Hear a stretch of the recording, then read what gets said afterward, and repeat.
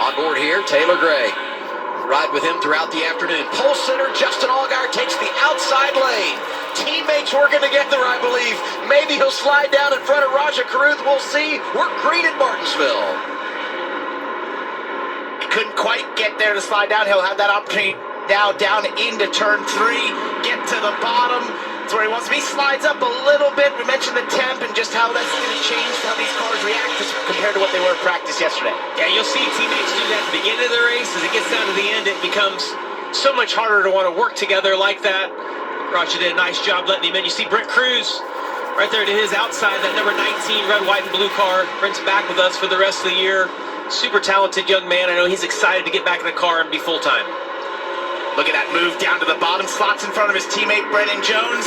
That was a veteran-style move. To see the opportunity, spotter probably let him know, get down, because you'll start to see all these cars navigate to getting that bottom lane right here, especially early on.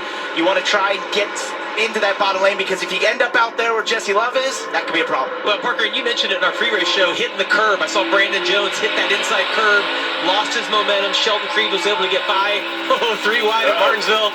Never results. Oh, LeVar Scott's got to keep it on the bottom right here, be super disciplined. This is the Tableau TV riding with Virginia's own Ryan Ellis. 87 Austin Green.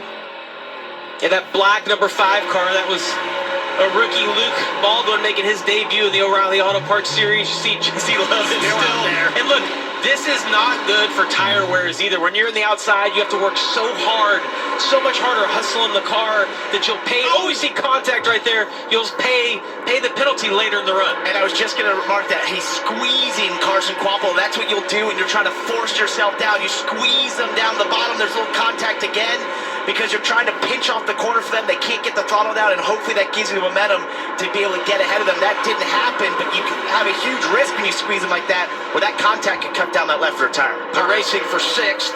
99 Parker Retzloff trying to get into the action, coming off a great run last Saturday at Darlington. First time ever a driver for Vikings started in the top 10, finished in the top 10, and got stage points in both stages. He's having a great start to the campaign. Type of racetrack.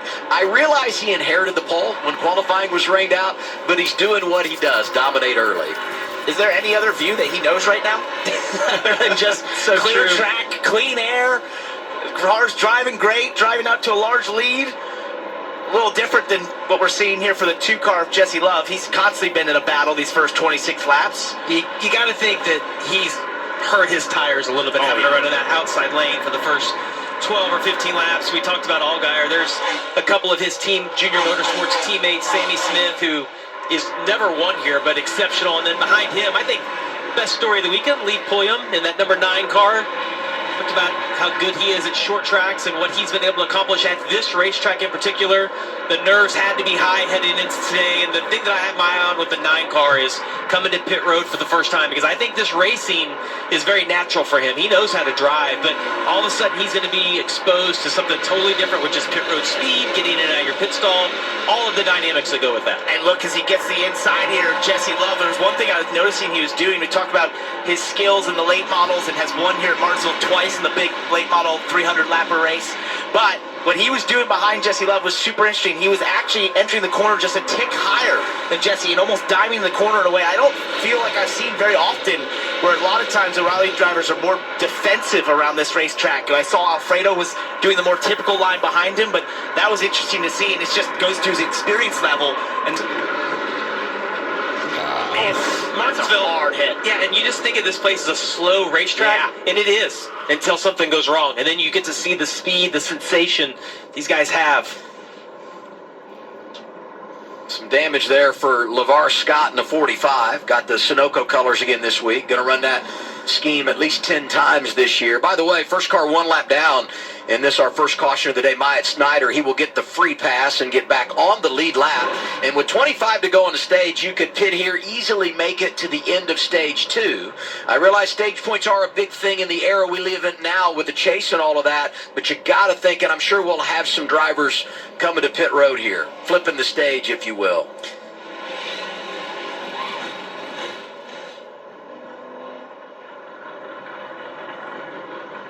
You mentioned stage points. Yeah, there's nobody that's been better at getting stage points at all. They haven't opened it yet, so we thought maybe they were going to open it there. They did not. Here's a little 7 radio. Maybe they're talking strategy. We'll see what their early evaluation is. I am just a little bit tight in the rubber, a little bit free with the river out of the rubber. The 20 downhill is cooling off. I think there's short-term speed there, but I think you're going to burn yourself up long-term. Yeah, I agree.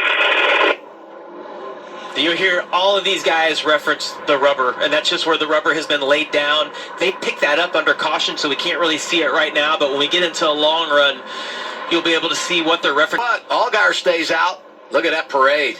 Give me those stage points.